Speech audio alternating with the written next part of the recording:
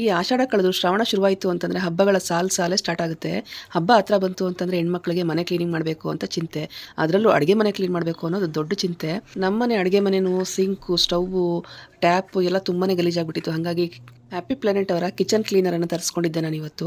Clean ಮಾಡ್ತಾ ಇದ್ದೀನಿ ನೋಡಿ, ಸ್ಟವ್ ಎಷ್ಟು ಗಲೀಜಾಗಿದೆ ಅಂತೇಳಿ. ಟೈಲ್ಸು ಜಿಡ್ಡೆಲ್ಲ ಆಗಿ ತುಂಬ ಗಲೀಜಾಗ್ಬಿಟ್ಟಿತ್ತು. ಜಸ್ಟ್ ಇದನ್ನು ಸ್ಪ್ರೇ ಮಾಡಿಕೊಂಡು ಒಂದು 10 ನಿಮಿಷ ಬಿಟ್ಟು ಸ್ವಲ್ಪ ಸ್ಕ್ರಬ್ ಮಾಡಿ ನೀರು ಹಾಕೋದಷ್ಟು. ಎಷ್ಟು ಚೆನ್ನಾಗಿ ಕ್ಲೀನ್ ಆಯಿತು ಅಂತಂದರೆ, ನಾರ್ಮಲಾಗಿ ಅಡುಗೆ ಮನೆ ಕ್ಲೀನ್ ಮಾಡಬೇಕು ಅಂದರೆ ನನಗೆ ಮಿನಿಮಮ್ ಒಂದು 3 ರಿಂದ 4 ಅವರ್ ಬೇಕಾಗಿತ್ತು.